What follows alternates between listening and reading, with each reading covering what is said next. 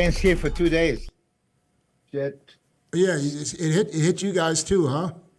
Yeah, yeah, big time.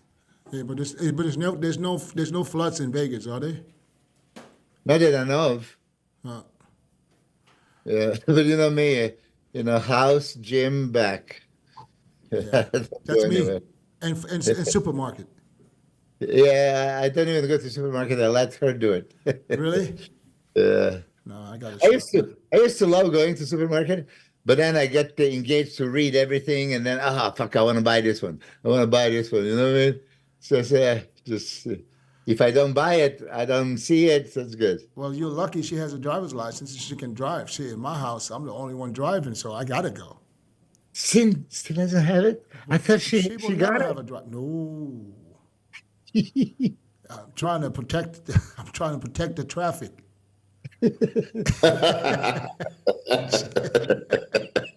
You working for the city? Oh man. Hey, let's start about something real interesting right now. Did you guys see Tyler's video? Yeah, Isn't that the best thing that could happen? Start in the yeah. right direction. It's going in the right direction after 40 something years, Yeah, right? but you know what? Listen, Better late than never. Yeah. yeah, and I got inside information here.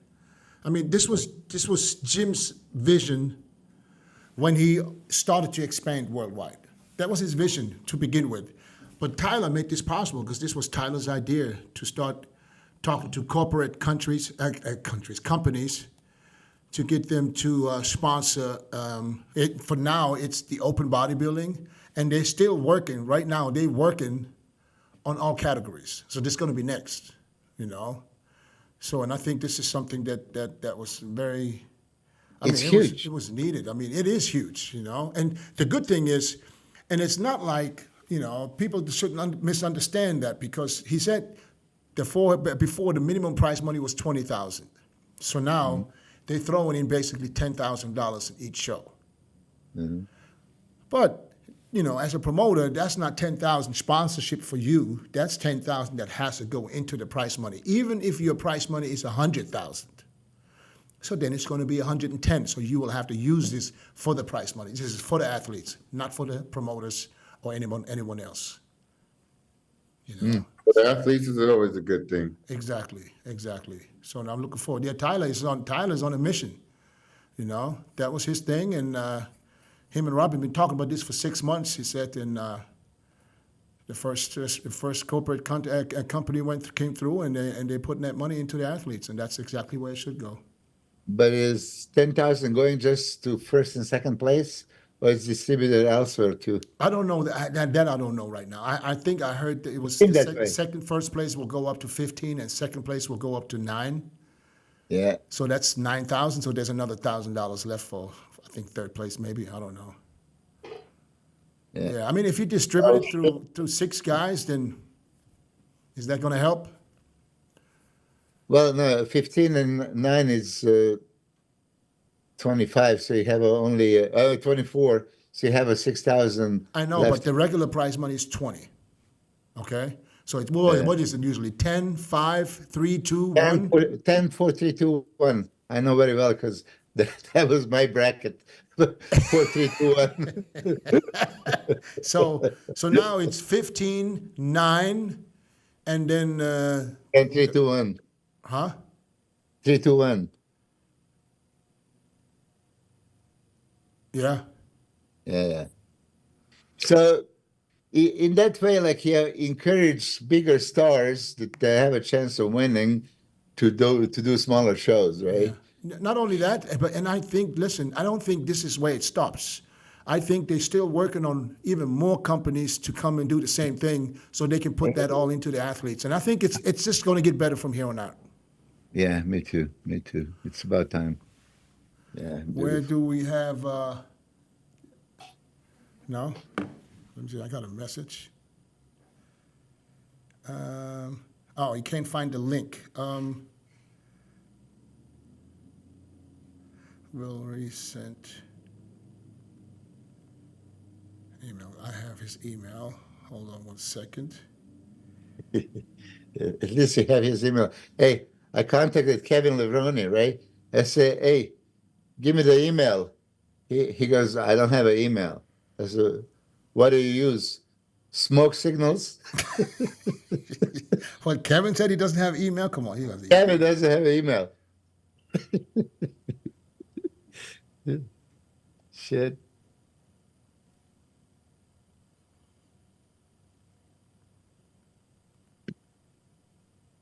Okay, yeah. So what's up? What are you doing in Mexico, Chris? We're down here training. I'm Breon's here. Did you just wake up? No, You I've sound been like up. it. You sound like he's. What you want me to do, man? I'm laid back. I want you to be happy to see me. I am happy. Oh, okay. How long you staying? I got that same shirt. Hey, it used to be Yeah, tight. It used to be tight and full, right? It's full down low. I put it down on. I said, I have so much space down here. I can stretch this up all the way up to here now. They nice shirts. They're comfortable and warm. Yes, Shit. yes. Because it cooled down for us just a little bit. We had it nice. We were 80 the last couple of days. Yeah, last time I came into town over there, it was definitely not hot anymore. Yeah, I mean it's probably Man, you know- 65, 66 today. I'm not complaining. I'm just saying I'm gonna be out there Sunday. You coming here Sunday? Yeah, I think they got me flying around when the Super Bowl come on. I'm like, God damn. Where are you watching it? Are you going to be on the plane? I'll be on my damn cell phone a little bit, and then I don't know. You coming here to shoot? Yeah, on Monday. Oh, I you gotta be shoot there. Monday. You want me to come get you from the airport? You can watch it at the Shit. house and get some food. That might be fun. That might be cool. There you go. Yeah, let's talk about that. Yeah, 'cause, if you man, want me to come get you, let me know. I'll come get you. I want to be like, But get an earlier flight. Make sure you get there before kickoff. let me holler at them about that. Worst case scenario, why don't you drive? Gee, Are you Kansas City or 49ers? I think I'm going with KC, man. Yeah, me too. I have all my home shirts and last year's, Super Bowl victory. I'm wearing one for first half and the other one for the second. Whoever's leading, that's what you're wearing. No, I'm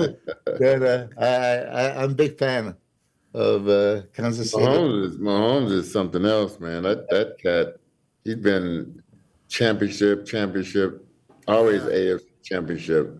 Yeah. That's crazy. How old is he? He looks so young. He's young, man, and he used to be a baseball player. So his father was a professional baseball player too. So He just got busted got for a that. DUI. yeah, I know. Yeah. He got you some time though, right? It's his third one. Oh, is it? Yeah, third one. Ouch. Yeah, Hey, that's what happens when you eat too good. gonna leave a mark. Yeah. yeah. Yeah, Yeah, but why don't you be a driver though, dog? You got the paper. I know. I don't understand it. I don't have a driver. I'll be I honest. guess- Oh, there he is. With a driver. There he is. Brandon, oh my God, look at him. Can you hear me? Can you hear me? Yeah. Where you Cool. sitting? I don't see him.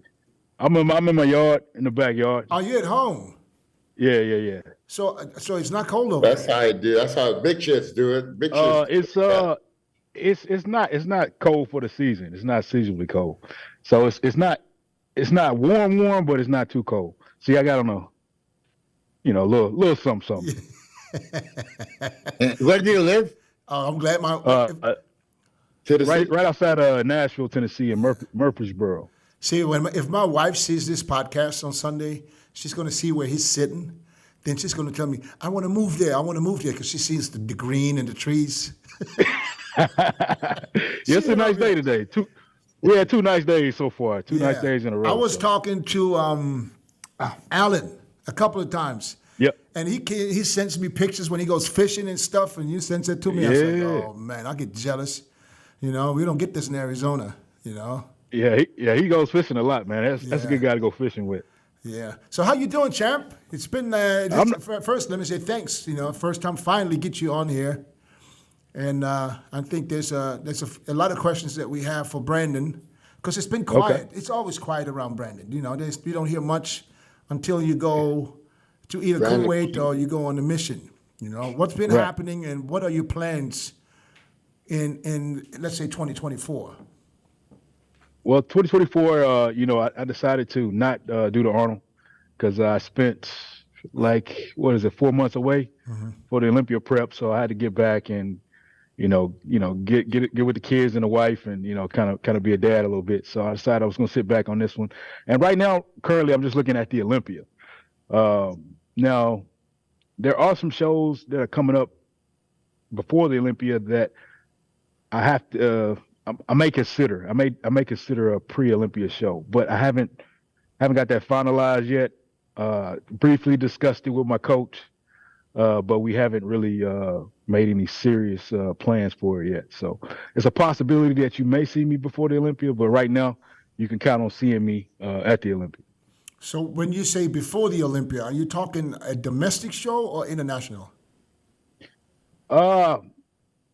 More international shows what we've been thinking about. Oh, okay. Possibly. I think I Possibly. know. I think I know what show that could be then. Yeah. But I don't want to make any announcements yet, Right, like it's official because it's not. No, but that's awesome. I think that's great for you to throw your hat, Oh yourself yeah, in I would do that. in other shows because that's what's been missing. Names in smaller show or just other shows other than the Arnold, the Olympia, and the New Year Pro. Well, So we're talking Dubai show? no, we're not talking Oh about yeah, those shows. Dubai is a good show on the list this year because they just added open bodybuilding. Yeah. I'm very familiar with the Dubai scene. That's and, July, and- huh? yeah, and I don't know where the prize money is, but I do know that the prize money moved a lot last year. Kept going up. I heard Beta say he was gonna move it up. So I anticipate, if that's a show to do, if the prize money's good, that'd be a show to actually, think about considering because prize money's good. Familiar with Dubai, and it's just a good show ran all together. Battered. He runs a tight ship over there, so good production, and Dubai takes care of him and his needs there too. So they want it to be the best. Truly, they probably want to have the Olympia eventually, if you let them talk on it. But yeah. I think that would be interesting to have the Olympia in Dubai one year. Man, they had the At least you can get all athletes that can't make it to the U.S. To get to compete Exactly. in the show. That's the perk. That's the perk of having like all the Iranians and stuff being able to come in. Nobody really restricting from entering the country. So that will be the perk. You have to go through the sports council with that, so because they have to like pre-organize and lay out everything. But as long as you could get them to facilitate, they would love to have it. I would, yeah, man. Hope they can bring that money up even higher over there, right? Oh yeah, that'd be some bigger money if it's going there because they're very very very used to spending quite a bit. So Yeah. What's the prize money now there? I don't know. So is I this would think standard, but now Brandon. No, it's more than standard. No, It's yeah, more than because I remember. I mean, this is not the first time there's the Open in It's Dubai. not standard, It bro. was the It's first more- time. The first time I remember was, shit. I think I was emceeing that show one time. Bro, I seen some cash money and some envelopes. That's what I saw. It was definitely not standard. It's way over. No. You've seen something else, not the prize money. Double Something else. Double standard. Well, it's definitely Yeah. not less than 100,000. That's for sure. You think it's 100,000 prize money for the? No less. I don't think it's going to be less than 100. That would be I think great. it's going to be more. Listen, guys deserve that. I mean, I'm not saying 100,000 first prize, which is also possible. I don't know. Bro, he's gonna make a splash. Well, listen, it's definitely going to be They wanna- very interesting, and because it's got to attract names to come to Dubai, and how do you attract guys to come to compete? Yeah. You Money. put some prize money up. Just like the fight game. Exactly. Just like the fight game. No, I mean, I think that's a great move. It's good to see you compete before the Olympia. Because not only me, a lot of people thought, Brandon is on his way out. I thought you were older. You're not even that old. How old are you now? I'm 41. Yeah, see, the whole time I was thinking Brandon is in his mid-40s. And Because then, Brandon is a baby machine and yes, a so bunch of you still got crazy plenty of dogs time, man. that's going to the NFL, going to the league. Yeah, so, but Brandon, tell me this, though. How did it feel going from, because I know that there got to be a lot of things going through your mind. You won the Olympia in 2019. Mm-hmm. Then you lost the Olympia in 2020. You tried to win it back in 21. You were this close, and then you came back in 2022 and slipped back a little bit more. What goes through your mind at that point, and what keeps you motivated to keep going? Basically, I've been in this game a while, and most of it wasn't spent at the top. So I look at it as a journey in the industry and the competition transition. So I'm looking at this as a kind of a transition in the competition. A lot of the younger guys coming up and getting noticed. I haven't necessarily, in the shows that I didn't do as well, I hadn't necessarily hit my mark the way I wanted to hit the mark. So for me, it's just another show that I didn't hit the mark the way I needed to hit the mark. And everybody else, was able to capitalize on that. So that's how I look at it as far as being an athlete, being competitive. I still enjoy competing. I still enjoy the process. It's always fun. And I enjoy other guys doing well and seeing other guys progress. So for me, just being around, bodybuilding at this point, it's really exciting for me. It's really exciting to see Derek, take the championship. When I seen him coming up in 212, not sure about what he was doing there and being able to beat Flex and whatnot. So kind of seeing some of those guys blossom is also pretty cool, but it's also motivating. It's also motivating for me to keep seeing if I can get my best and see if I can still, stand in the mix with these guys. So, just over the years, I've just matured about when it comes to competing. I know, we all like to win. We all like to just dominate. But, to be realistic, that's never been my journey in this sport. It's always been quite full of ups and downs. So I've been prepared for this road. And, I'm just still on a mission to try to get better and just bring the best that I can. What do you think is the best thing that happened to you in bodybuilding? Ooh, the best thing that happened to me in bodybuilding. That's a serious question. I know. The fact that I was able to even make bodybuilding a job, that was one of the best things, because when you make your play or you make the thing that you enjoy your job, and it feels like you don't go to work every day, that's a good place to be. So I think just being able to support myself by competing in the bodybuilding arena was actually probably the best thing that ever happened to me. Winning the Olympia was a cool thing too, but it was almost, probably to nobody else, but it was almost too expected to me that if I continued to work hard, I would eventually reach that in my mind. Mm-hmm. So, but being able to make a living off the sport, that's probably the best thing that ever happened, because I just enjoy it so much, and it's not been like work. You know what I'm saying? Yeah, because we all remember you being there. You always been there since the day you turned pro. And I remember that one year at the Olympia where your condition was unfucking believable. I don't remember what year that was, but I remember I told 2011. you 2011. Well, your condition, I think you got 7th. Yeah. I got 8th. Oh, somewhere there. Anyways, your condition was out of this world. That's the first time I saw you in tip-top condition. And but you were always there. But is it safe to say that, well, we all know that your move to go to Kuwait was a career changing moment? Of course. So of course, how would you explain, or how would you how would you explain what was the difference from what you were doing before and what you were doing while you were in Kuwait? Because people always ask, what's going on in Kuwait? Is there some anabolic chicken? What the fuck is it? You know what I'm saying? And in your experience, what would you say is the main reason for you making these major improvements to your physique while you were in Kuwait? Well, us as bodybuilders, we all have different needs. based on, where we are, who we associated with.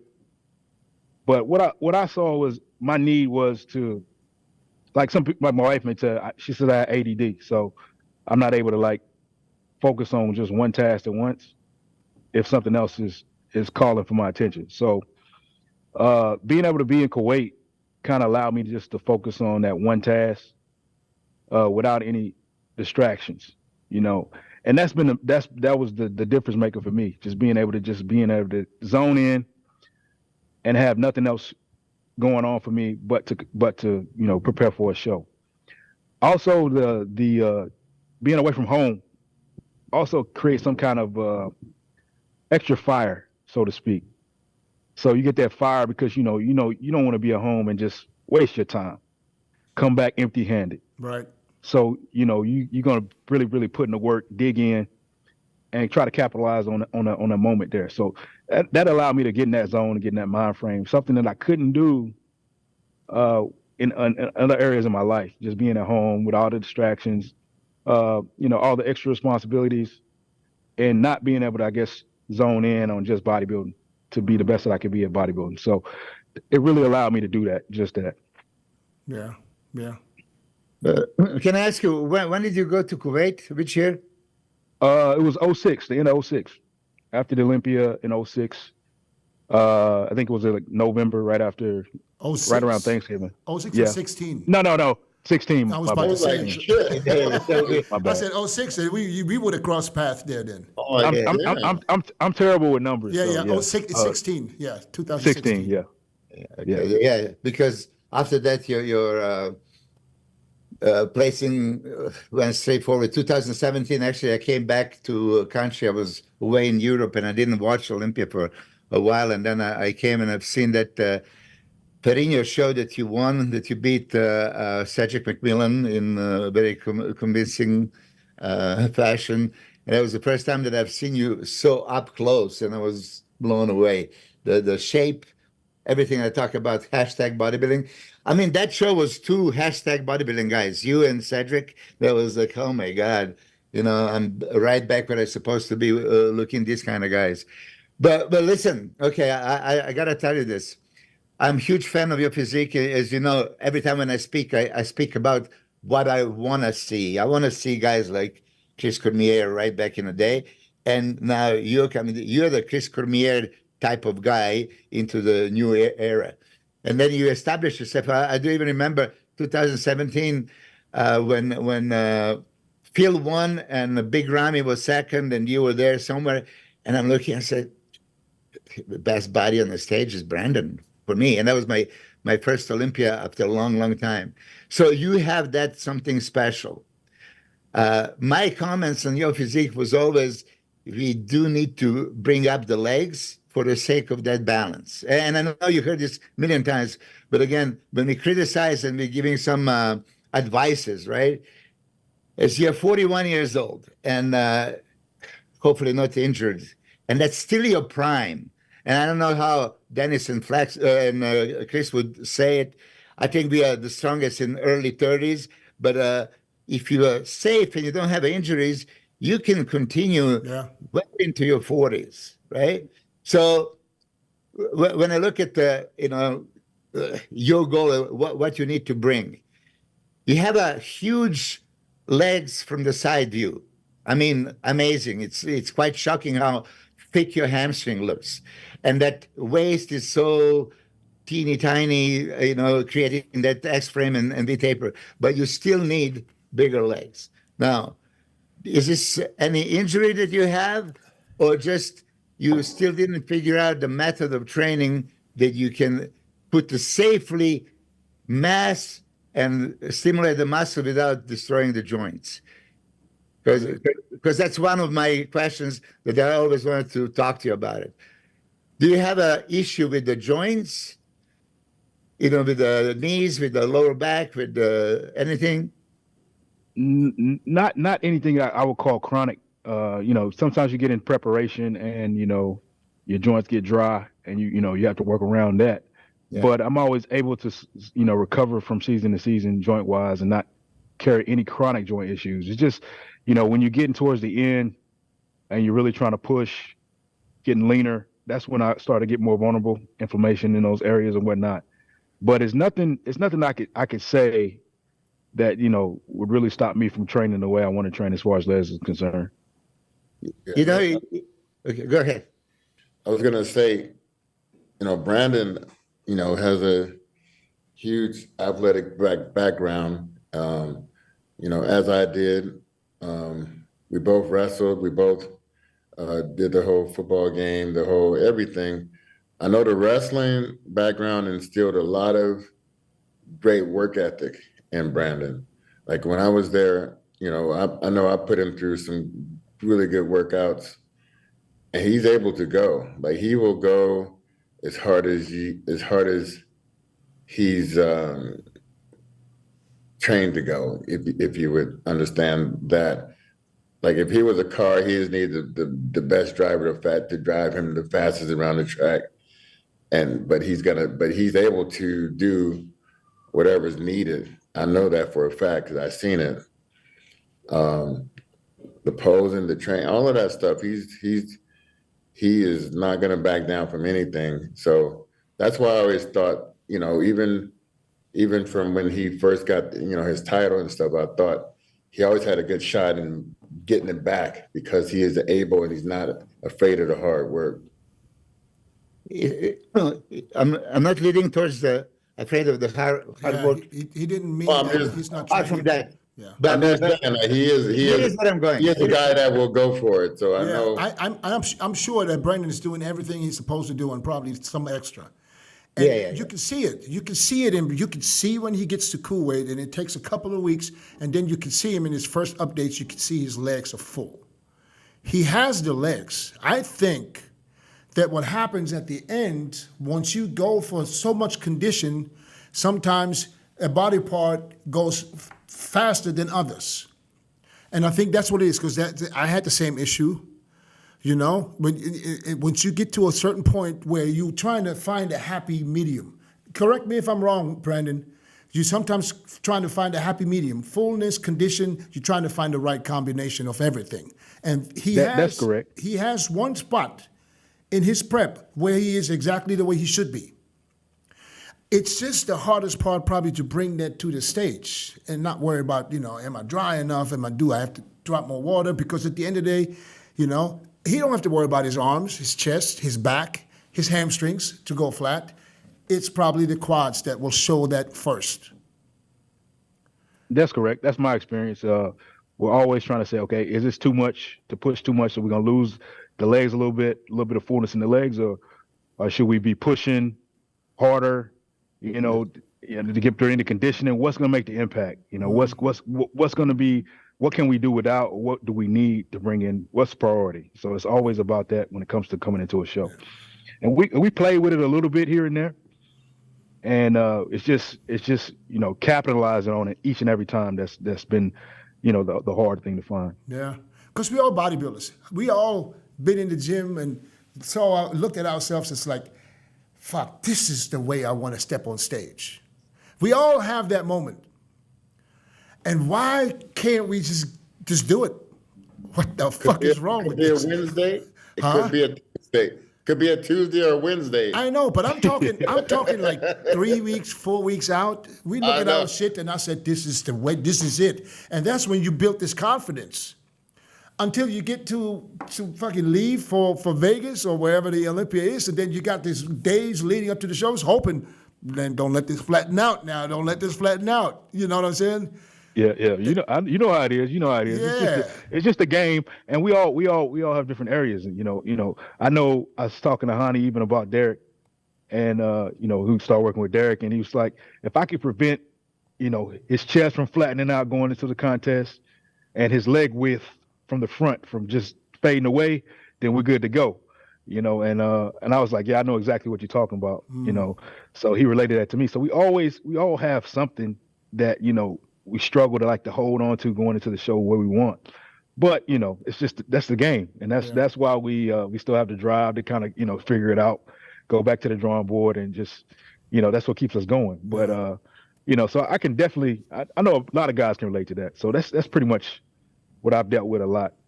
Yeah. So I have another question, and I apologize that I'm insisting because I'm a huge fan of yours, He's and I do want to apologizing see. ahead of time. No, I do want to. Yeah, because I keep bringing it back. I'm a huge fan, and I think that balance issue. If the legs match the upper body, it's deadly. I mean, it's Brandon Curry who won the Olympia, who was runner-up twice, and 2022 he slapped to fourth. I mean, fourth place is like unbelievable accomplishment. We would all die for it, and that was Yeah, like yeah. the accomplishment for him. You know That's what I'm saying? that's still my highlight of my career. Yeah, Fourth and place. even being sick, this year, Yeah. he pulled that off. But in my comments, I would always look, there's a little bit of balance issue because it's such overpowering upper body and legs. So here's my question: do you train legs heavy, or you do train legs more for just feeling of a crazy pump, volumization, like that you're so pumped after the workout that you're not hurting in sense of in the joints, but you're burning in sense of the muscle is freaking out? Because I see the guys that went super heavy and all that stuff and go heavy or go home, tendons and ligaments take over most of that work, and it's not worth it, especially age over 40, now where you're at. If you continue trying to go something heavy, it's not going to go good. But if you really forget about anything heavy and make the weight heavy by those super slow reps, pass parallel, stay in the pain zone, and just pump it to the point that you can't even handle the pump. I think that this would retain more tissue on you than any other way.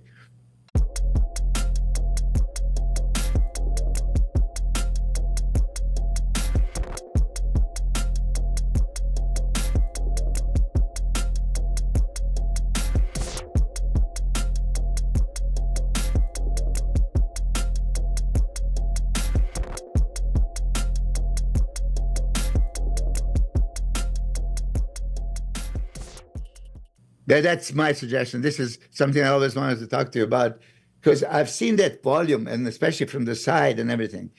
But then also it's how you position your feet. When I see the big hamstring, I usually feel that you're pushing from a whole foot or even more from the heels. You raise the heel just this much and then put everything just on the ball of the foot, and then you just focus on lowering the weight down just with quads. You don't let back come in and lower back and shoulders and everything hold the weight. You automatically put everything just on quads and lower with the quads, raise with the quads. This kind of thing. I mean, I apologize for giving instructional fucking training like you don't know. You've been there. But I'm sure he's doing all of that. I'm Yeah, sure. I mean, I appreciate it. I appreciate it because I like how you look at training and how you're so into the techniques and whatever. And of course, I've trained heavy in the past, and of course, I've used more volume and kind of used the pump in the past. It kind of depends on which coach I was working with at the time or who was over my strength training at the time. So I've done it all. I'm willing to do it all, and I do agree with you. As I'm getting older, it's stretching the joints is only gonna push me more into using more volume because you can only do that for a week or so at a time, and you're feeling it in your tissues, and you got to go back to going to more volume. So I can't really push the high weights for an extended period of time before I do have to revert back to more pump, more feel, more volume because that kind of pushes me in the direction that I probably should be going. But of course, as a bodybuilder, getting stronger, being able to move heavy weight is something that we always want to do to a certain extent. So I try to play the best of both worlds when I'm able. When my joints are feeling great, yeah, I will go heavier. I will push the weight a little bit, the load a little bit. As I'm starting to feel it in the joints a little bit more, then yeah, of course I'll back off the load, add more volume, try to get the more pump, more blood moving in the muscle. So I totally agree with that stance. I wanted to give you my 2 cents on that one because I'm huge failures. You heard me this all the time. Hashtag bodybuilding, hashtag bodybuilding. you are for me the hashtag bodybuilding. That's what. What I will take from you though is even a slower ascent, because I think I have such an explosive background from all my athletic days. I do like the power out of the hole a lot more. Even though I lower slow, I still like the power out of the hole. So I do realize your suggestion and think maybe, yeah, putting a lot more tension coming out of the bottom of the movement will help as well. Yeah. Slow ascending is absolute nightmare if you honestly want to be in it. So zero momentum and just with the muscle. Not if your mind is commanding push up, you're pushing up with everything. No, when your mind is just squeeze the muscle, it's completely different. And then you have to hold it back to go like 6, 7, 8 seconds on the way up. And then you never get out of that hole. You're staying in the burn zone. These kind of things, it's really, if I ever had a chance to train you once, I would like to replicate, but I'm glad that you already heard. Now, speaking of that slow ascending, okay, it's not just for legs.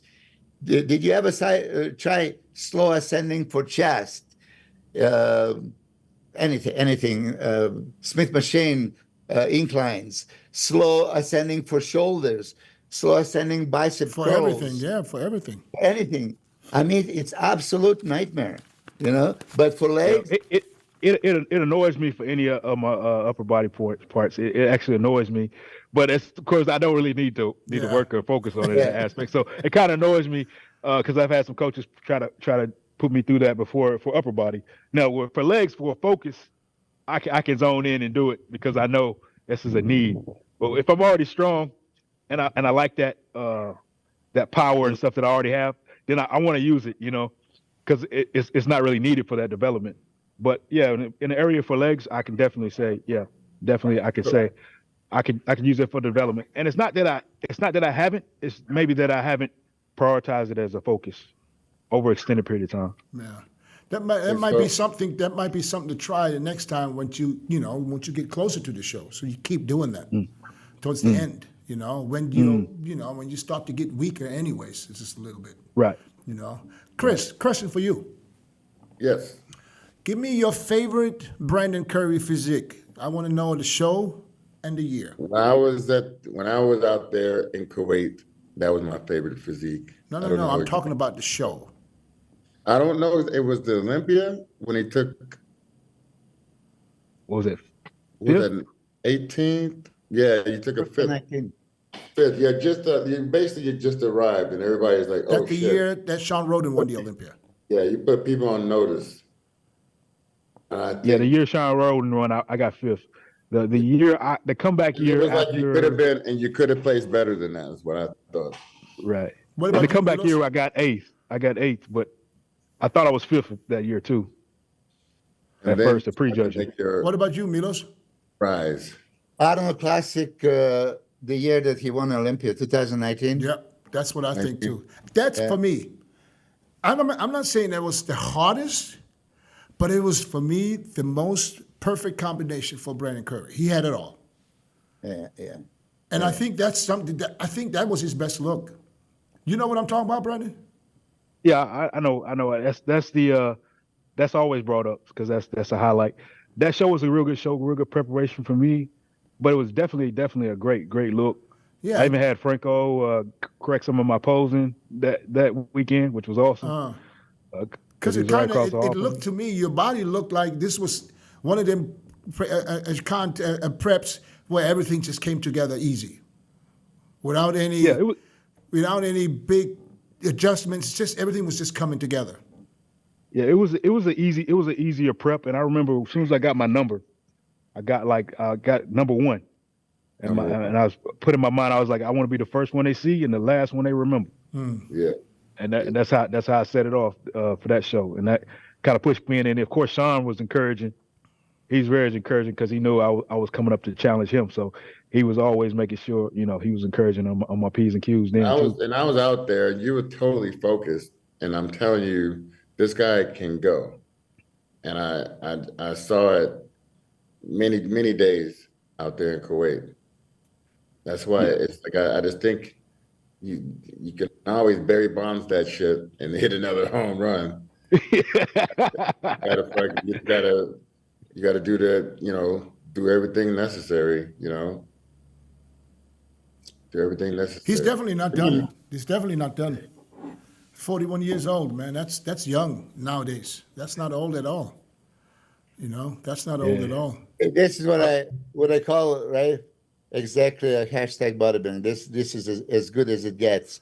Now, yeah, and that's just one front relax pose. You can literally take every shot. So anything when he lifts his arms, front double, lat spread, it was always shocking. But side shots, chest side triceps is actually the argument. I mean, when he was going against Big Ramy, and I know, Dennis, you were coaching Big Ramy at that time. I wasn't coaching. I wasn't coaching Big Ramy. Why people keep telling me I'm coaching Big Ramy? Correction. Yeah, why everybody put me in as a coach? I wasn't coaching. So what would you call him? What would you call him? Chad Nichols was his coach. Get it right. Yeah, he's coach, but you were part of the coaching team too. I was, yeah. You were watching him pose for 3 weeks. For the last 3 weeks before the show. Yes.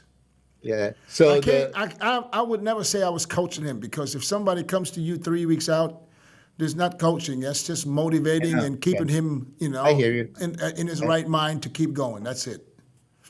I hear you. I was just blown away. 2017 Ferrigno, because when you see Cedric McMillan and you see that back, and it was like, holy shit, right? But Cedric cannot be beaten. And then here comes Brandon, and looking both of us. So how do I give somebody over Cedric? I said, this is how. This guy is just even better. I mean, for me, that was like a realization of how Brandon is really good. But side poses, I think he beat Big Ramy on the both side chest and side triceps that year. Brandon has a shape that's like, trademarkish shape in those shots. That side tricep is hard to beat that shot with that shape and the waist and everything. But tell me, do you think you were a harder worker than Cedric was, Brandon? You've been around him enough. I think it was more mentality, mental. Cedric wasn't as sure of himself as I thought he should have been. He suffered from a lot of anxiety. Oh yeah. You can see it backstage. You can hear when he's standing backstage. You hear how he's talking backstage. It's not like a laser Dorian. That's for sure. No. I mean, the fans couldn't see it because as soon as he hit the stage, he was normal. He was a showman.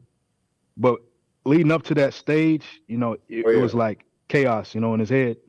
And the first time I actually realized that, we did an Arnold together for the first time, and we were backstage. And I didn't know him at the time. I knew he just turned pro, and we were sitting backstage, and he looked at me. He said, "Hey, bro, you nervous?" I said, "No." He said, "Quit lying, bro. You know you nervous." And I said, "Nah, bro, I ain't nervous." He's like, "I don't believe that, man. You ain't nervous? You ain't nervous one bit?" I was like, "No." I wonder how much money they're gonna walk away with. And this was when we were both, climbing the ladder. So we both, he had expectations to be nervous. I sure didn't at the time. Yeah. But he I didn't understand it. He had an issue because he was awesome leading up to the show, and then literally the last day or two, he got so nervous. I had this conversation with him 2 times, where he just doesn't believe he's good enough. Wow. He was. Yeah. So it was a mental thing. It was a mental thing for sure. Yeah, there's a lot of people that have the same problem. I mean, there's a difference between being nervous or not being confident enough. I mean, you have to have some confidence, otherwise you can't go through this diet and training every day. It's just in the last. But it's still, when you got to take those close-out dinners and you got to. Were you also a nervous guy, Chris? I mean, at first, like my first Olympias going, I got like Dorian in front of me. I got Sean behind me, 2 people I looked up to in my first Olympia. And I was like, damn, like, I don't know how this is going to go. I was just like that. But then after a while, going up there, and I was being in the pose down in Olympia of my first 3 years, things got like, okay, I belong here, and now, I'm gonna just see where I land. But there's still another level of it that I didn't actually have. Yeah. There's I another mean, level. I was nervous one Making a time. whole show for the whole world, that's a whole nother I was level. nervous one time, and that was, because when you're in shape, that gives you confidence. You go in there, because you're in your home. Every time you go to the bathroom, you hit a couple of shots in the mirror before you leave. You know what you look like. So you're in the room, so you get to prejudging in the morning. Back then, it was still in the morning. You still know, because you looked at yourself before you left the room. Everything was fine. No, no, everybody had that moment somewhere backstage, because they have the mirrors backstage, and they're not the same mirror that you had in your bathroom or wherever. You get pumped up, you start pumping, you get in front of that mirror, and that mirror ain't showing you what you saw. Bro, I had a mirror like that at the Arnold. At that damn, what was that, Martin's? I used to go to that Martin's bathroom at the Arnold. I wanted to see. I would go to see and I want to see that or better. You know what I'm saying? Some better shit. Yeah. I would like to see that, You backstage looking at those mirrors they got propped up. They real narrow. Nah. That's just that's gonna mess with your head. It's gonna mess with your head for sure. You might as well not even look at them. You'd be better off not even looking at them. That would be my advice. Don't even look in the mirrors no more. If you know you look good, just go out, act like you look good. Milos, That's half the battle. Yeah. what are you thinking? I can see you thinking. No, I'm sorry. Yeah, I don't. Well, I told this story, so I don't want to repeat. But I don't know if Brandon heard. 1992, I took speed and this year, right? And I went to the Finland and for Miss Olympia, and they have those, mirrors back there. So I'm thinking like, oh, this is theatrical mirrors that make people skinny, right? And I look like super skinny, like what the hell, and then I realized I'm looking in the mirror and there's Nasser somebody, sorry, that's not 92, that was 97 European Grand Prix Tour with you, Chris, when I took DNP. Yeah, that was Okay, the what is moment. it, speed or DNP? Get it right, Milos. There were two different times. Yeah, 92 it was Finland, it was speed, and 97 was with DSP. But there was the two moments of this. Nasser didn't compete in 92. That's why I remember that vision of me being super, super skinny, like half of my size. And then poof, I see Nasser pass right behind me, exactly the same how he normally looks. And it's like, oh shit, and I look at him and he was normal. I realized that was not the mirror. Yeah, so I know what you mean by these mirrors that you just want to break it and run as far away as you can. Milos, on my last day on this earth, I would still be able to picture that as clear as day. Yeah. I don't care if I'm 99 years old, I'm gonna be able to picture you shrinking like this. Every show, like, look at Milos. I disappeared, I swear to God. I was like, damn, okay, we ain't gotta worry about Milos. No, that was, Because first, and Chris wouldn't say nothing. Hey, man, you shrinking.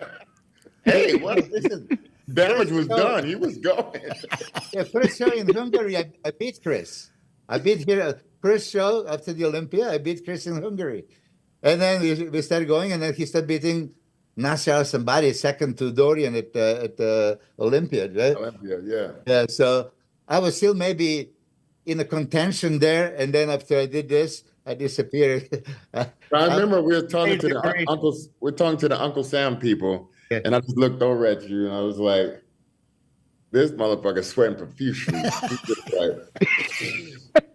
It was dripping right off his nose. I remember him wiping the sweat off his nose. I was like, "Oh shit, he's melting like a motherfucker." He's melting. That was But I had melting. the same thing 92. 92 was with speed. I went, I was 232, okay, 232, which was heavy for me at the time, on Monday, and I was 188 on a Thursday. Whoa. Whoa. you're 232 in shape. You just need to manipulate your water. Listen, this is to all the listeners to listening to this right now. Please don't think for a second speed will make you lose 50 pounds. That's what I did. Guys, don't take this Speed advice. is a hell of a drug. Talking nonstop backstage. Talking nonstop. Man. I was just watching him just shrink away. I was like, oh my God. That's crazy. That's crazy. He was like, Milos. he was ready to swim. He was like Michael Phelps. Like he was like, put on his swimming trunk, his goggles. You should have just given me a shorts and put me on the man's physique. So, but you didn't check your weight during the days? You didn't see what was going on? When you that's travel, right? that's a huge weight drop, bro. Yeah. So you don't check the weight when you fly from San Diego to Finland and all this kind of stuff. Yeah. So by the time you find a hotel, and then usually hotel, Yeah, you but don't have I would Until I start went to thinking the about gym. it when I put my pants on and fucking the next day my pants will fall off my ass. I'll be everything like, was hey. falling off. Everything was falling off big time. But you kind of think, you know what? You check your skin like, oh my God, I'm tight. Zero. Like, oh yeah. I'm tired. Even then, 97, Chris, I said, I'm gonna fuck up Chris big time. Like, I'm looking at my legs, like feathers everywhere, right? But then I went to the gym, and they have a scale. But what? But real But the scale feathers. was feathers everywhere. The problem is that there was in kilos, right? So whatever I stand there, I say, okay, let me convert this. It's 188. I said, I haven't been 188 since I was fucking 17 years That's old. light What the heavy, fuck is man. this? That's light heavyweight. Oh no, I'm 10 pounds lighter than a light heavyweight limit. Yeah. I could have fucking make 8 more pounds. He could have middleweight. been 8 more pounds. He could have been middleweight. Yeah. I Damn. tell you, what a nightmare. Hey, do y'all ever look at somebody backstage and I'm gonna get this guy? I'm gonna get this guy. I looked at everybody like this, the same way. Yeah. Yeah. I'm gonna get I you. tell you Something who confused me backstage. Who confused me one year at the Arnold. I think he won the show. I was looking at Branch backstage, and I'm looking at him like, man, I'm standing right there in front of him like, man, he's off. Like, he's soft right now. He's off. Thinking, he's not gonna do well. I think it was his comeback year after his injury. Mm-hmm. Soon as he walked out on stage, and I looked at that screen, the screens they got backstage when you're on stage. He starts posing. I'm like, how in the world did he do that? Yeah. Like, yeah. how in the world he go from looking soft to going on stage and starting to harden up everywhere? It just blew my mind. He was So I never did it again. I never analyzed anybody again because I'm like, man, screw this. Yeah. he was flexing the hell out of those muscles. I remember he was on stage. He was like, "Ugh." And the veins and stuff were just coming through. I remember those shows. I was there. Yeah, it was crazy to see the difference between him relaxed standing there backstage to him on stage posing. It was just And what night was and that? day. 08 or it was. What was that? That was the year? man. Was, That may be Dennis Wolf maybe got that's Dennis Wolf 07? got second. Hold on. That yeah, was maybe that's 07 or so. No, that was later. Later? Yeah, Yeah, that was 12. Yeah. 12, like 2012 maybe. Because he won the year 11? before, and then he had this. He injured himself before the Olympia. He had to pull out of the Olympia, and he came back for That the was the Arnold horse- 6 the months horse- later. horse- Yeah. That was with his leg when he Yeah. his The doors knee horse, up. right? Huh? And That was Generation Iron with the horse thing. Yeah. But he didn't injure himself there. No, he just busted his ass. Yeah, he just embarrassed Oh, himself. okay. Came out with that horse. Like, God dang. Brandon, going into 23 Olympia, there were rumors that you were at your best, and of course Abdullah would send us some pictures and you look phenomenal. But then even Steve Weinberger made that kind of comment that when he saw you, that's the best Brandon we've seen. So what happened to you, and when it happened? Like 2-3 days before a show? Yeah. Yeah, it was 2 days out. I was in the room. Abdullah was coming in, and I was preparing. I ate breakfast, and I was preparing for the gym. And I was feeling a little like brain fog. So I'm like, I got this ginkgo biloba in here. Let me take some of this. for my brain fog. So I took two tablets and I threw them down and I drunk and left it at that. I started drinking like on a little shake or something because I was about to go to the gym. I was getting myself ready to go, and I realized it wasn't going down right. And I'm thinking, it's not going down right. What's going on? So I'm like, okay, I'm gonna force it down. So I grab a gallon jug. I go out to my balcony just in case I spit it up, and I start slamming the water. And I realized I just hit a brick wall in my throat. So all the water came back up, and I'm like, oh man, this is not good. So I had some friends that were downstairs. They were eating downstairs at the bar, and so I was like, man, let me go down here just in case these pills get stuck, and I need somebody to help me. So I went down there and I sat there, had my little jug, and because I was like, man, I'm trying to get down water, and it just wouldn't go down. I had to go outside because I feel like something was coming up. So as I'm drinking water outside, I start spitting up, and I realize there's blood coming up, and I'm like, oh man, this is crazy. So I'm hoping, I'm like, I still feel like it's stuck in my throat. I'm like, something's still stuck. It's not going down. So my buddy's like, you want to go to the ER? I'm like, nah, let's just wait it out for a minute. So I'm just trying to get it down, sipping on like soda water, just doing whatever to try to get it down. And still, as I'm sipping more water, it's like, only thing was coming up was blood was coming up. And I'm thinking little blood was coming up every time I sip water. So I'm like, okay, this is not good. So eventually we go to the ER because we're like maybe like 5 hours or so before check-ins. So I go to the ER thinking, okay, they can help me get this down or whatever, and I should be out of there to go to check-ins. So I get in there, and the ER takes forever. So finally they see me. They like the first thing they want to do, they take all my vitals, ET scans, all this kind of stuff, and then they're like, okay, we're gonna give you a CT scan. So they go give me a CT scan, and they realize that I have inflammation in my chest cavity. They don't know specifically what's causing it, but they said some kind of inflammation in your chest cavity. We will have to go into your throat to see what's inside, what's causing it, but we don't think it's nothing blocking. So I'm like, I don't know what's going on. I said, I feel like something's stuck, because literally when I'm in a certain position, I'm laboring to like breathe. I feel the pressure. It feels like something's stuck. So I go in, I'm refusing like any medication because I'm just trying to, preserve my body for, if I got to compete, no IVs, no nothing. So I'm just waiting it out. And then I'm like, man, it's getting close. So I call my wife, and I'm thinking, I think to myself, debating on if I should stay, because they told me we can look at it, but you have to stay overnight. So we're trying to figure out if I can get it looked at without staying overnight. So it's no way possible we can get it looked at without staying overnight, like the next day or nothing like that. So I'm like, I got to stay in here. So I'm like, do I be selfish, or do I, I know my wife would care that I get checked out if I got something going on. So I hadn't even called her yet, but turned out my buddy had let her know.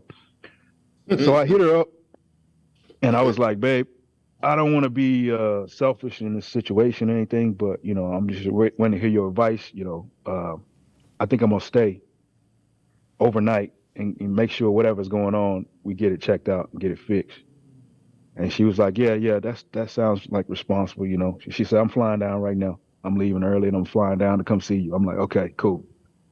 So that's what ended up making me stay up night. I was like, I'm going to miss the check-in, but hopefully we get this thing done. So, I end up staying overnight, and they're not going to be able to do the procedure until the next morning. And they basically, it's going to take 5 minutes. He told me they're going to put me under. They're going to go in, look in there, see what's going on. If anything's in there, they told me specifically, the lady told me, she said, if anything's in there, like, thing, we're going to cauterize them, and then you'll be good. We'll seal them up, and you'll be good to go. But we're going to check the stomach. We're going to check all that kind of stuff. So I'm like, cool. So I basically go in. I think they ended up giving me one IV bag, but I didn't take I don't think I took the whole thing, because they had to give me the medication for the pain, because I refused pain medication at first, but then I realized I wasn't going to leave the hospital. So I was like, ain't no way I'm going to rest get comfortable or anything without pain, some pain, because I'm not gonna be relaxed. I mean, I feel like can't even breathe right. So they give me the pain meds, and I'm like, okay, cool. Pain meds, I'm good. I'll take the IV too, because I'm not able to hydrate anything. Just give me that. And the next day, they give me a little IV bag before they take me into surgery. And they go in 5 minutes. I'm like, man, I wake up and I'm going back to the room, and I'm like, okay, oh man, I wonder how this is gonna turn out. But for me, it was like, everything for me happens for a reason, purpose in this. So I'm not gonna panic. I'm just gonna ride it out and see where this journey is taking me. So I sit there and I'm starting to eat some Jello to see if I can get anything down. Jello's going down perfectly. Starting to drink, that's going down good. Before they able to release me, they said they want to see if I can eat food. So I ordered some salmon and some sweet potato, and I end up taking that down fine. So I'm like, I'm good to eat. So that's the biggest deal I was worried about. If I can't eat, I'm not gonna be able to compete. So I got discharged, and I was like, okay, let's see what I look like. So I went to check what I look like, and I'm like, man, I don't look terribly bad. Like I'm still looking pretty decent. So I just basically started to eat up, started to try to fill out, because I'm behind, but I try to do it in a way that where I'm cautious. You know what I'm saying? I can't go boss. I just got out of the freaking hospital. I got to be cautious. I got to be responsible. So I'm still not knowing if I'm going to be able to compete. But we have a good meeting, and I was cleared by the hospital to be able to compete, specifically because they had letters you can say if you're missing work and all this kind of stuff. But I had to get them to write me a specific note to show that I can do what I can do on stage. And I had to prove that I was feeling fine. My vitals were good with no serious other matters, because they didn't want, of course, it's a lot of people be responsible if something happened to me. So they want to make sure I was clear. So the IBB, the Olympia, they were really, really, looking into making sure I was doing okay, making sure I was good. Once they found out, I was good, I looked normal. I mean, they, making sure I looked all right, then I was good enough to be able to actually step on stage. And fortunately, God willing, I was able to step on stage. Yeah. But it was a total situation that, you don't want to go through, but you want to be sure, because you never want to go into a show feeling like a certain kind of way, trying to push through. Because I could have made the meeting, I could have suffered it through, because I was in the ER that long, as the meeting was going to be just suffering anyway. But I decided that, I was going to be responsible, take care of my health, make sure everything was good before I ever committed to stepping on that stage. And fortunately for me, it wasn't nothing major. It was just some ulcers that flared up that I didn't know I had. And they cauterized them, and I was good to go. But that's a big hiccup in the preparation.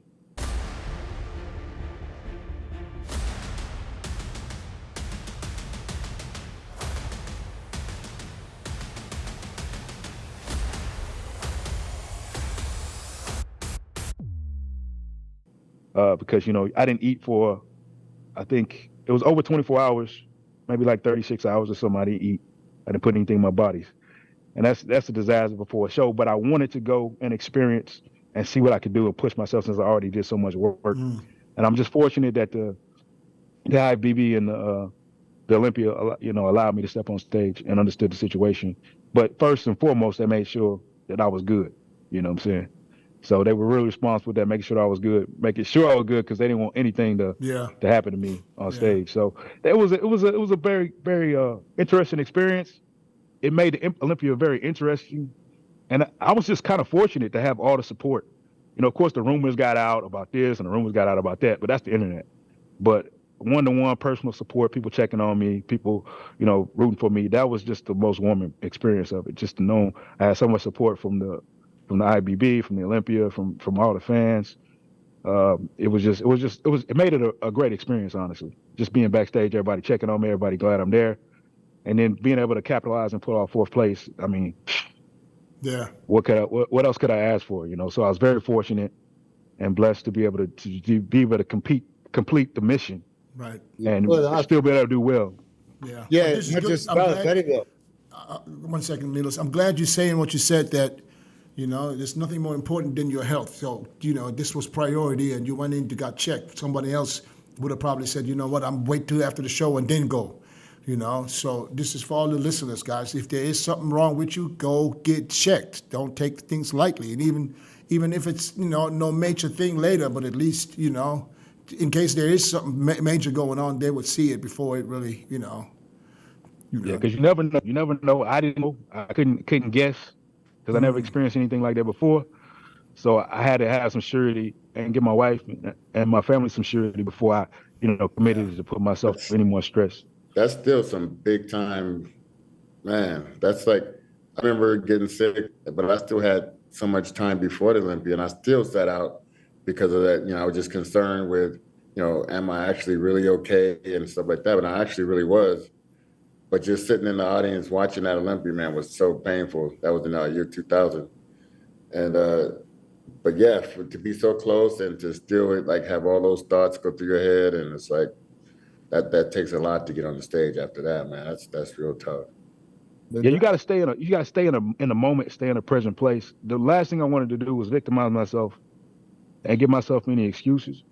And I know, and I could control the circumstances, but I was like, if they let me compete, if I'm able to compete, then I'm gonna take the opportunity, because I've been through all this. You know, I'm just wanting to see what's gonna go next. So the best thing for me that I figured to do was just to stay in the moment, trust the process, pray, hope, and just continue to walk through it and see what happens. And I was able to do that. And like I said, it was a wonderful experience for me. It was one of my best memorable Olympias, to be honest. You know, even though, you know, you think it would be like winning the show, but just like I said, the people, man, people make everything in this sport, and their support and their love and just being able to be around the community. And when you're going through something like that, that was just an awesome time. Your family seeing that, your kids seeing this, all that stuff affects them. Even probably in their later ages, their adult ages, they'll probably take that same type of mindset towards whatever they're going through or go through in their life. So that's gonna be big for your whole circle. Yeah. So like I said, I was very fortunate. It was a fortunate experience for me, even though like everybody looks at it all bad. I just look at the good that came out of the you know, the relationships that I was able to you know, increase, and just the amount of support in the community that I've been around so much, and this amount of respect that was shown. Yeah. Of course, the internet's gonna be the internet, and that's always cool. Yeah, that made everything more exciting. But you still Brandon Curry, and you still are Mr. Olympia, and nobody will ever take that away from you. So you deserve all the respect in the world. You know, I mean, in good and bad times, it doesn't matter. You know, but so you know, like we can't control what people say on the internet, of course, but that's not our concern, anyways. Okay. But the immediate bodybuilding community, you know, most people didn't even know if it was true. I mean, it was a rumor. Yeah. And until you make that video, nobody knew really what's really happening. You know, because you know how it is. Somebody can start a rumor and say something. I can say, "Oh, all right, Brandon Curry lost his left leg." It's a stupid rumor, but you know, let's say this. By the time it gets to everybody, you got no more limbs. You know what I'm saying? True. That's how bad it is, you know? So yeah, don't even stress about all this. That will bring us to the Arnold 2023 that Brandon Curry is not doing, thank God, so we can get you on the prediction list. Okay? Well, we already know what's happening. We saw the new updates. Did you see the video that Nick Strength and Power just put out saying shots fired? Or HADI fires shots at Samson or something similar? Yeah. No, I didn't see that one. Yeah. Anyway, so we see that both of them, HADI and Samson, both. I like it though. Yeah, me too. It's I like it. And I like the fact that both of them put videos out and showing us where they're at. I mean, sometimes it's not necessary to show too much every day, but every now and then, it's nice to see something, you know. And it looks like, and this is what Nick's Strength and Power is saying, it looks like every time Samson puts something out in video, HADI is making the same video. You know? Which I like the fact that HADI acknowledges that Samson is a serious threat. That's good. Okay? That's very good. Because if he wouldn't do that, that means he wouldn't acknowledge that. So I think he acknowledged that Samson's a serious threat. I told Milos the other day, I saw the video that Samson's posted with his hamstrings, and I'm really impressed. You know, for 4 weeks out, looking the way he does. I think this shows me that we'll probably see Samson at his best again. You know, like he's been doing for every show. But also Hadi looks really impressive. He looks improved. He looks improved, and it's scary to think. He looks big. Look like. Big. He looks really big. I mean, I'm looking, and he's by himself and looks big. Big improvement, and there's more happening on the glutes, and lats are definitely thicker, and the detail. I mean, Hadi is arguably potential winner of every show that he entered. I mean, I know that Brandon, you won 2019, but there was an argument. You know, some people would see him you can tell it like you said it before. Yeah. Hadi could possibly win every IBB show that he ever entered, 212 and open. Really, that's how good he is. He hasn't been lower than top 3 in a long time, right? Huh? Yeah. Well, he hasn't been. I think he hasn't been lower than top 3 since Brandon won the Olympia. But then again, when you see 2019 Brandon beating Hadi Chopin, right? No, Brandon, I'll take that back. He's been top 4 or he was fourth once. when Phil 21. Third, yeah.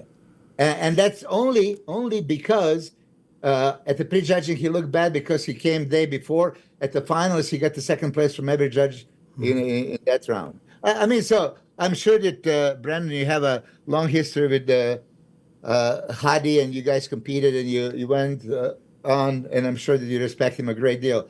Of course, for me, you are the hashtag bodybuilding. I love your physique way better. So for me, I'm always going that direction. But then all the conditioning guys, raw muscle, everything is there.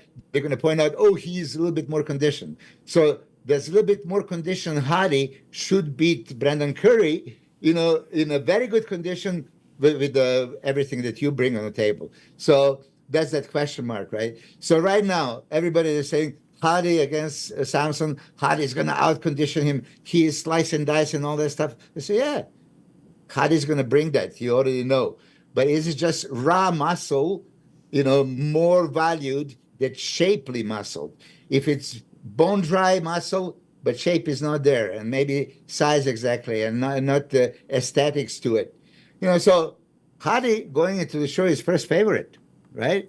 But Samson does believe that nobody's taking this away from him. Be as good as Hadi looks. It's good that we have Brandon on. So Brandon, what do you see? What do you see when you look at, Hadi? You obviously know both of them. Now Hadi lost the Olympia to Derek. Had nothing to do with Samson, but Samson is the Arnold Classic champ. Mm-hmm. So, how do you see this happening? I mean, Hadi. This is my thing is I think Hadi is in for redemption. He's trying to redeem himself. He is. What do you see? I feel like Samson has more room to improve in his physique. I think he's obviously continued to improve from this show. I'm seeing some separation in areas that I hadn't seen previously, which is great. But yeah, I do see Hadi on fire. He's very competitive.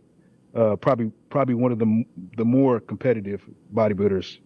On stage, off stage, whatever it may be. So I can see him coming to prove himself and to prove his value. So I definitely think it's going to be a tight race. It's not going to be a given. Mm-hmm. Samson is one of the biggest physiques, the biggest bodies on stage. So he can just his raw size, he can overpower Hadi in some poses, just from his raw, just the size of his physique. So Hadi's going to have to come crisp. And he's going to have to come in with that fullness as well to be able to hold him off. So it's going to be a real tight race. I know my advice for Samson would be, don't let Hadi control the stage. Hadi is a master on stage. His stage game is excellent, and he's going to be tenacious, and he's going to try to draw the attention to himself. So I know Samson's a great poser. He's going to have to pull it out, be aggressive, be dominant, in order to be, have the judges continue to look at his improvements. So it's going to be a tight race. I can't really call it. I mean, it could go either way. Mm-hmm. It's just going to be who's on that day. That's Are what it's we gonna come are down we to. disrespecting some of the other guys because we only talk about Samson and Hardy like a two-man show? Are Who we else should I, are who we else should I talk about? are we Well, forgetting? else should we that's like when you have Kobe going against Jordan. I know, but are we forgetting someone you who got can Horace come up? Grant, Are we forgetting and you got- somebody who can come in and upset the whole card? Who? I don't know. That's why I'm asking. I don't even, to be honest, I haven't been paying enough attention. Okay. I don't We think. got James Hollingshead. We got Rafael Brandao. We have Horace MD. We got Tonya Burton, who I think looks unbelievable right now. He's not doing it. Not doing it. Oh, no, he's doing New York again. Oh, New okay. York, yeah. All right. No, we got Akeem Williams. We have Moshe Ban. Justin Rodriguez. Moshe Ban, I just don't and think nobody's Moshe gonna. Ban. And that's John it, right? De La Rosa. Oh, John De La Rosa. Yes, yes. So Third is gonna be surprise. That's what I say. Third is gonna be the surprise. We don't know who's gonna take it. Okay, Brandon, let me ask you because this is beautiful. I know that you're a fan. You're a fan of Samson's physique, I'm sure. And you said something. He has a room to improve. So, what do you mean by that? Like, if you would give him brotherly advice, and what does he need to improve, in your opinion? The shots that I see, that back double bicep, that shot, he's improved the detail. I could just see that shot being a little bit more dense. The glutes have improved, but I think he can still have room to improve in the glutes. I see the separation from the front. I see what he's done to his upper body, his chest, his shoulders. I see those steadily improving, and I'm sure he continue to improve in those areas. The traps, I think that'll make a difference in his back shot. Shit. You make thicker traps? Yeah, I think the traps will make a big difference in his back shot. Just when it comes to setting it up, just being there, because he's got that big body, and just to see that muscle climbing up the neck as him standing there, it's going to give him that more dominant appearance before he even hits the shot. Now his lat spread is going to help his lat spread as well, because when he hits that lat spread, he's I've seen him able to open it up wider and present a lot more muscle in his past few years, I believe, than he has previously. But I still see his back double bicep, even though the details improved, lacking a little bit. Connecting with the lats through that shot, really pulling him out. I don't know if it's development wise. I don't know if it's connection with him, but I'm seeing that's the only real hole I can really just nitpick in his game. He doesn't have the kind of glutes that I expect to be super duper striated, but what he's able to do with those, I think he's still improving in what he's able to do and bringing out the detail there too. But as far as that, as long as he comes in prejudging dry enough, not too dry, but dry enough to be able to hold him off for finals, I think he's going to put himself in a good position, because he has the fullness, he has the frame, he's big, but Hadi's going to come in and play his game. So he's got a surprise Hadi coming in a lot drier, a lot harder at prejudging, I think, to even continue to fight for the finals.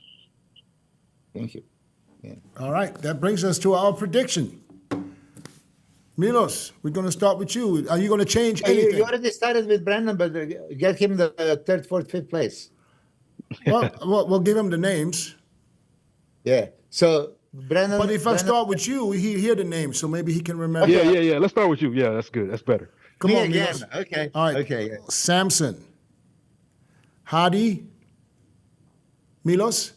You're talking to me? Yeah. Yes, I'm Why writing. what you mentioned for me? Let me. I'm gonna say. I know you're going to say Sam. Okay. Yes, of course I'm gonna. Please say Samson. With all due respect to Hadi, I still see that Samson is gonna take him because it's still more of a bodybuilding, for me, and he's gonna come in his all-time best. Samson at all-time best could beat, even improve Hadi, but it's in my view of bodybuilding. Okay, right? third place. So we're not disrespecting anybody by measuring these two guys as a two-man race. But now that you say there is a lot of guys coming and they could squeak in a top three comparison, this is going to be the question. Are they going to pull out just Samson and Hadi, or they're going to give somebody a chance right next to them? Well, okay? we can't predict that, so I don't know. We can't predict it, but I would not be surprised if they do. So, Oh, you think you do like they did me in 2001 with just Ronnie and Chris? With Ronnie and Chris, they didn't give you a chance. Yeah. Yeah. Brandon, Dennis is still pissed off at me included, because we believe that he was, clearly competitive with Chris for a second place, but they didn't even put him on a top 3 comparison. They kept him on Bro, side. they protected you, man. They They protected saw you. my feathers in my Back in the quads. day, that was feathers in my protecting. quads. They saw my Chris. lance spread from the back. They didn't see that at that point. They made You the said first the call. door, out. okay. They Chris, saw. Chris, They what you- know. what you- see, we argue about the same shit again. Hold before the on, show. Chris. They already knew. All right. Okay. Who you got in third, Milos? I'm pulling it to the So bathroom already. I have a James Hollinstud. Brandon, yeah, if you have a chance to look on James Hollinstud Instagram and to analyze his physiques, now he's taking a little bit more of the posing criticism, and I'm glad that Chris, you're giving some of your views there, right? He's now presenting it better. It's not what you have, but what you show, and he's showing more and more. He's getting in that crazy condition. He has that, you guys saw Branch Warren, right? The graininess and all that stuff, like so much thickness, so much. What are you going I'm gonna go to the bathroom real quick. I Okay, got yeah, to go. I'm going to talk for a while. Okay. Take your time. Yeah, take your time. So for Brandon, He wasn't going to beat me in that show, though. I was better than him.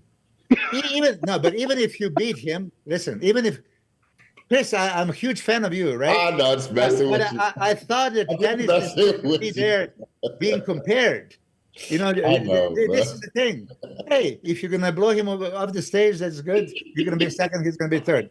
But here, Brandon, yeah, we appreciate Branch Warren for.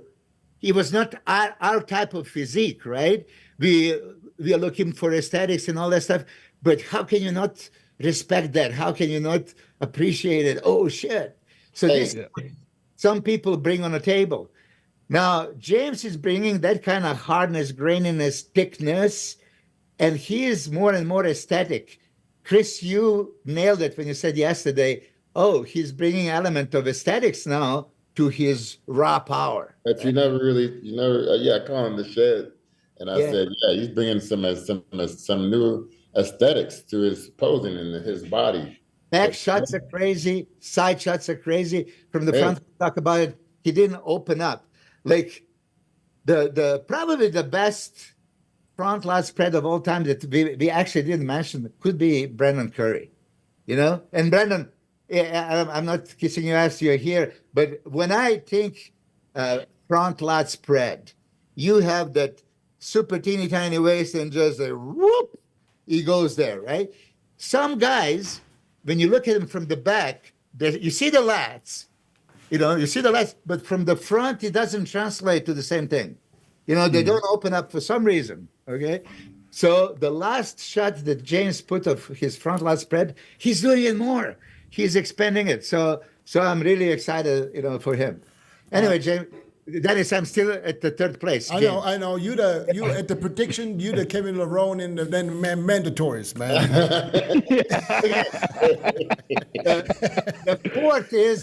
The fourth is Brazilian affair. It's going to be either Brandon Rafael Brandao or Horse MD. James. Okay. Yeah. Okay. So who's going to be fourth? I'm leading towards Horse MD. I mean, he's got better shape. And I didn't get the update today. I'm waiting. So Horse and then Rafael. And let's see some horse updates.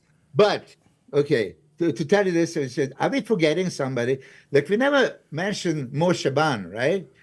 And he can be good. He can be but very it's easy to forget someone when they don't post updates. They don't post anything. You know what I mean? So how can we know? How can we bring him up? Because he hasn't competed. Showed a vacuum the other day. I know. I saw that. But it's not good enough for me to say where. I mean, I know he's dangerous. Is the vacuum opposed for you, Dennis? So Is the vacuum opposed? But here it is. No. Okay. Do you like it better? Do you like it better now that Hadi posting more, or you prefer the way when he was? No, I like what here's I like what Hadi's doing. I like when I like- people I think it's show us right. what they're working with at this moment. I don't think they need to do it every day. And it's hard to predict guys that don't show anything and you haven't seen them in so long. I mean, if Mohammed Shaban would have been in the Olympia, yeah, that would have been different. Then we Yeah. would still have something to talk about. But right now, I remember when he came on the scene, he was always super peeled. Yeah. So he was great legs. But I'm not disrespecting him by saying nothing. I just don't see nothing. So you want to be surprised, or let him be a surprise. I think Mohammed Shaban has the tools to crack into the top 4. I absolutely believe it. Yeah. So, Brandon, I mean, you don't post much, but you did also, post each year, just a couple of previews. Just let him know. Hey, let him know. Don't forget, I'm on my way. Yes. So on that note, somebody said, okay, let's have a just shock factor, hide it, don't show it, and all that stuff. So, Brandon, I almost lost the Weeder contract because back in the day, I would take pictures of the guys that just posted on my bulletin board. I did. I mean, for the fans of the sport, for the actual show, that's a hype. How can that be bad, right? Explain to me, how is that bad? Well, the thing is like sometimes people confuse non-stage condition with stage condition. So you get those stupid internet comparisons of a guy not on stage with a guy on stage in different lighting, and you're trying to make this analyst and compare them, and it's like not the same setting. These are the things that guys really, get annoyed by. So, and then, you always have that special lighting, that side lighting that hits you, causes a lot of shadows and a lot of depth that you may not get on a stage, depending on how the lighting is. So it could give the appearance that you were in conditioning and somehow you got on stage and you lost something that you didn't have. So sometimes it's like false advertising in some sense, and some people like to say. Yeah. So they think that could maybe hurt them because that's the last impression they gave the judges, and maybe the judges can't decipher what they're looking at based on what they see on stage. You know what I'm saying? So that's the only issue with it, is because they compare it to the stage, but it's not the stage. Yeah. But can I just jump in before everybody else to make a point, Dennis? Even us, when we discussed last Brendan Curry's Arnold Classic victory over William Boniak, right? And even us, we were, leading towards, okay, Boniak because of better condition. Okay? But it's still hashtag bodybuilding. It's Brandon is Brandon. That physique is there. So little bit less conditioning, okay? Would that be enough to really win the bodybuilding show just on that 2% more dryness?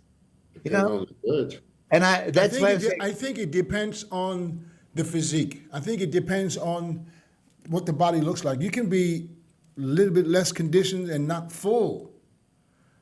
Or you're a little bit less conditioned, but you're fucking exploding full. That makes a difference. Yeah. So, yeah. But we know that for Brandon, is that he tried to be super full for Olympia 2022, right? So think of this. So when you judge, okay, conditioning 2% off, but he's a little flat. And then many times I hear, I had a Samir Banut last night at 2:00 in the morning texting me, and I say, flat, but then he likes onion skin and 24 karat conditioning. I say, make up your mind. You want a little bit more fullness. Because when we go for a fullness, right, now you're risking that, how many carats of gold you are now, right? So, Brandon, you won a Arnold Classic on bodybuilding. That was it. The shape was overwhelming. Conditioning was good enough. And that brings the point. Arnold Classic stage, Arnold as a competition is more aesthetic. They like Cedric McMillan. They like Brandon Curry. They like. I wouldn't go as far as say because it's the Arnold Classic. It's the same I would. judges. Who is The they? lighting is different. The lighting is different though. The Who is they? lighting is a little different, yeah. But the judges are still the same. So I don't think because he's more symmetrical, he's going to beat you here, but not at the Olympia. I don't think that's the case. So let's just say let's say the light. I think under lighting, let's say, the more conditioned guys will do better under bad lighting than the less conditioned guys. Yeah. Because if you got good lighting, more guys gonna look like they nailing it than not nailing it. And if the lighting is washing you out, you can't see no lines of separation on anybody, you're gonna go with the guy that looks like he's in the most shape. Mm-hmm. So that's when it makes a difference. Because sometimes they can have the stage too hot, and it ain't creating no depth, no nothing. So you're gonna look at the guy that you see any separation on. Versus if it is good lighting, you see little separation and density on everybody. So it's kind of hard to decipher, okay, who's in the top shape, because everybody looks like they're in, fairly good shape. So that line is not as far as if who has detail at all versus, okay, who's the most conditioned, in this lighting. So I think lighting plays hell. Even in internet comparisons, when you take a show with another show, a lot of times they making a comparison between two shows, and they saying one guy looked better here than the other guy. A lot of times it's only the lighting that's different. Right. Yeah, like Right. the same year when you won Arnold Classic and Olympia, and they put those pictures of you, Brandon, and it looked like Arnold Classic was better, but was it really? I mean, you know best. How you compare your Olympia the same year as you won Arnold? Well, the physique was slightly different because I was bigger at the Olympia. Yeah. So I brought a lot more fullness to that physique, but the lighting was different. It wasn't the same. The lighting at the Arnold that year when I won, that was superb. Yeah. That was superb. Okay. Chris, With that said, your top 5, please. Keon the Prodigy. No.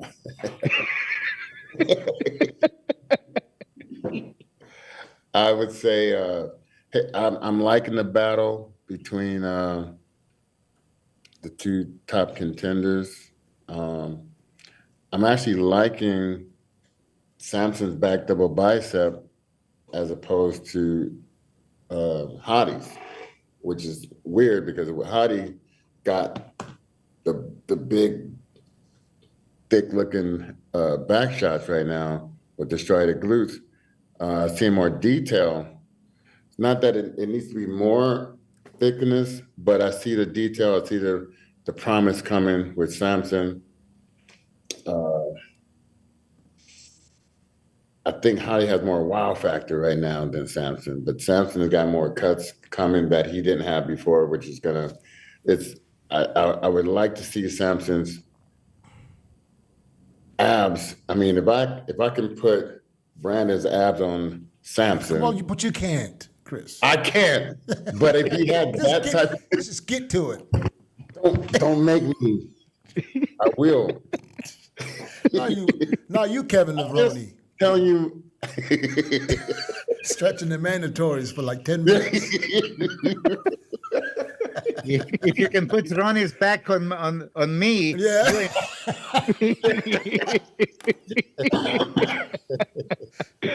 Okay, Chris. Okay, who's first? I'll tell you what. I'll tell you moving what. You got James up three. into You got 3 I'm more moving weeks James to in- change your mind. So don't Moving worry. James to third. Well, you want to start with third. Third. So, okay. I got Horse in fourth. Fifth, Brandon. Raphael. and Raphael. I got Okay. I got- That brings us to 1 and 2. I'm gonna go with the wow factor with Hadi first. Wow got factor. Samson. Oh, wow factor. Yeah. Hadi. WOW. Okay. I'm gonna do mine. That's my I'm gonna let hard look Brandon right be now. last because he's our guest. All right, I'm going with Hadi, Samson in second, James in third, Raphael in fourth, and Horse in fifth. Brandon, what say you, my friend? right, out of respect for the champ, the Arnold champ, I'm gonna go Samson in first, Hadi in second, James in third, Horace in fourth, and Brando in fifth. I like what James is doing. I had to move him up because I never seen him look like that. I think he's going to be the most dense person in the show. Yeah, he's very agree. impressive right now. Very impressive. I agree. If they get the tanner right, they get the color right, and he doesn't stress too much. And yeah, don't stress, man. It's like, But out of all the guys that we now not mention, who is the one that could literally come in there and say, "Wait a minute, y'all must have forgot"? Mo. Yeah, Milos. Exactly.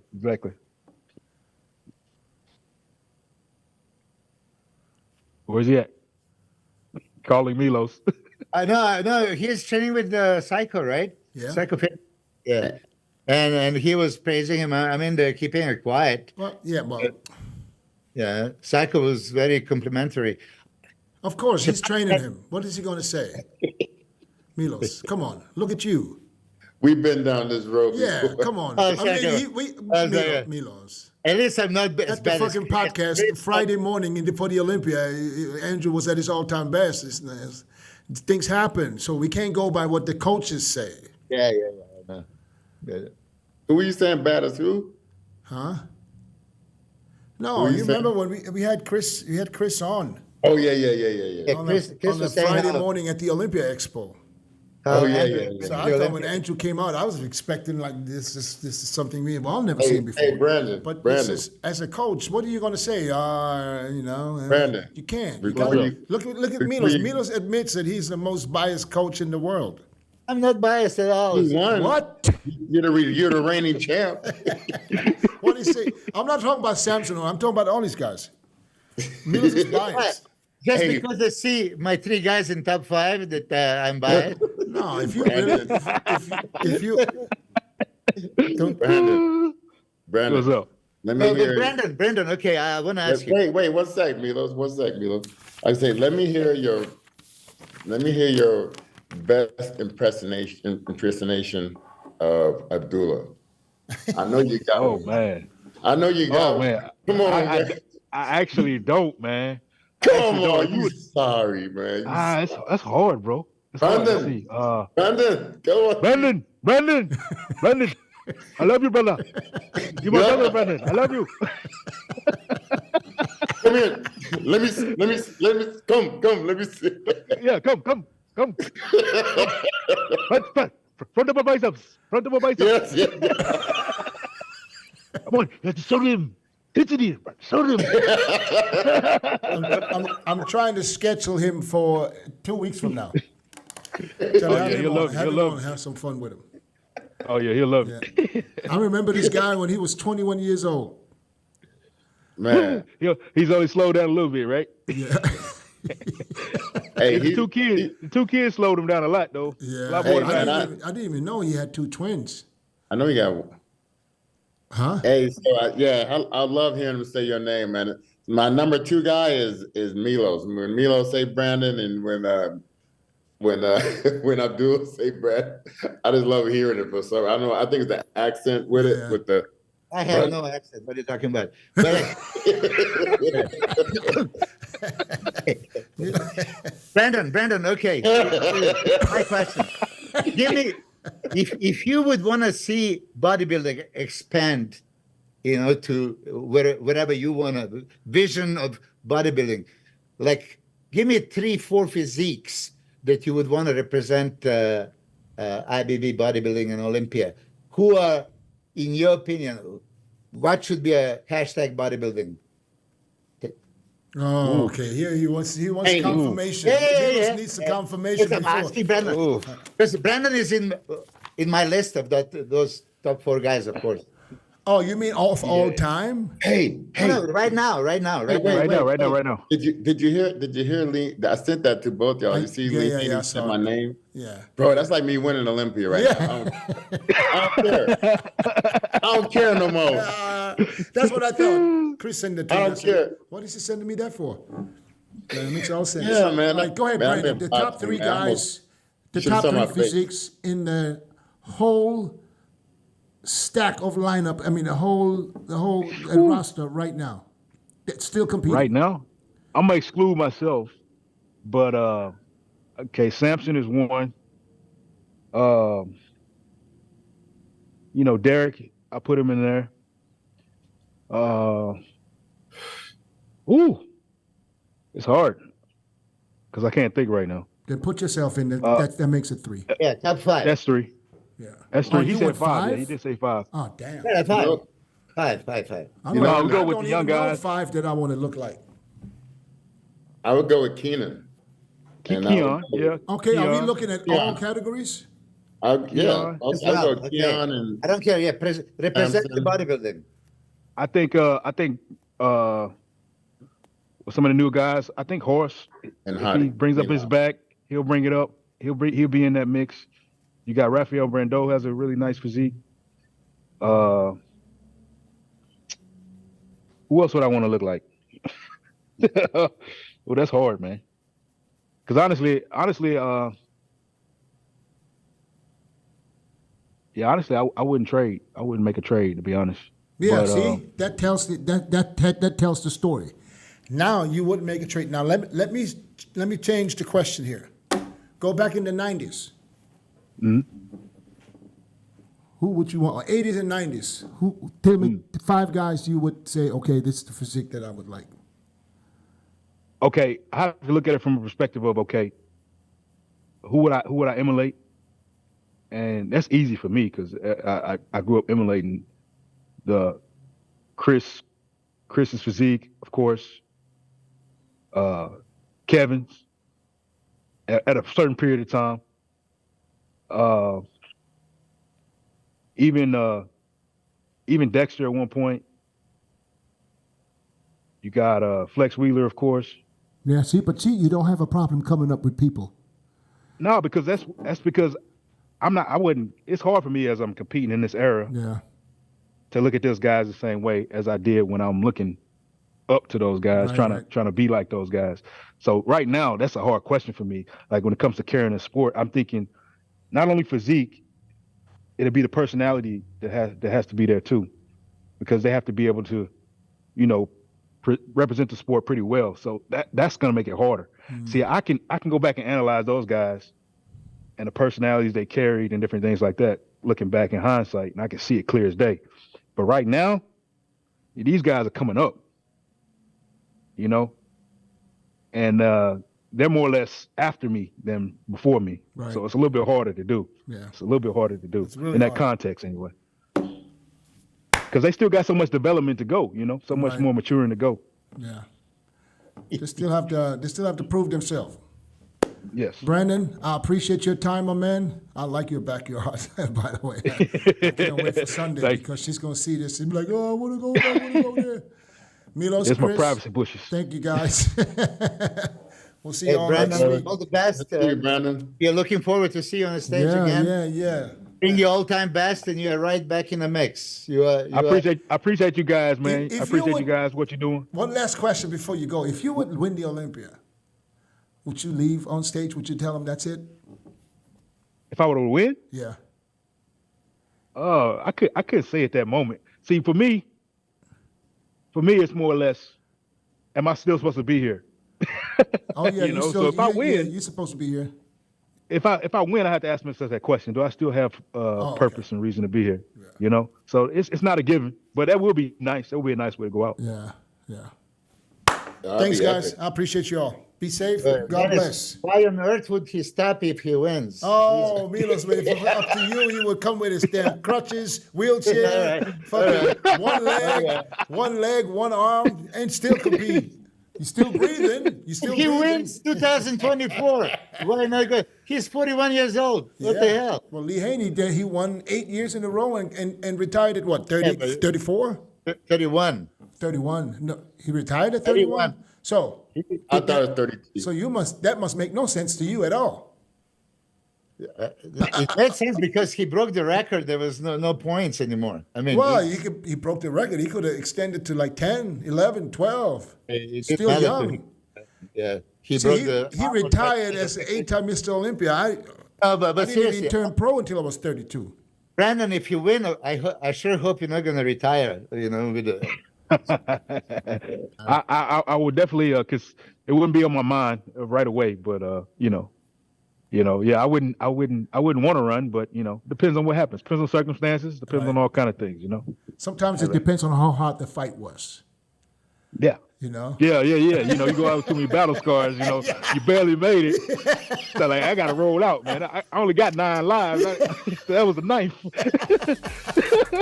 All right, guys. All right, I'll see y'all. Take care. God bless y'all. Peace out. All right, no.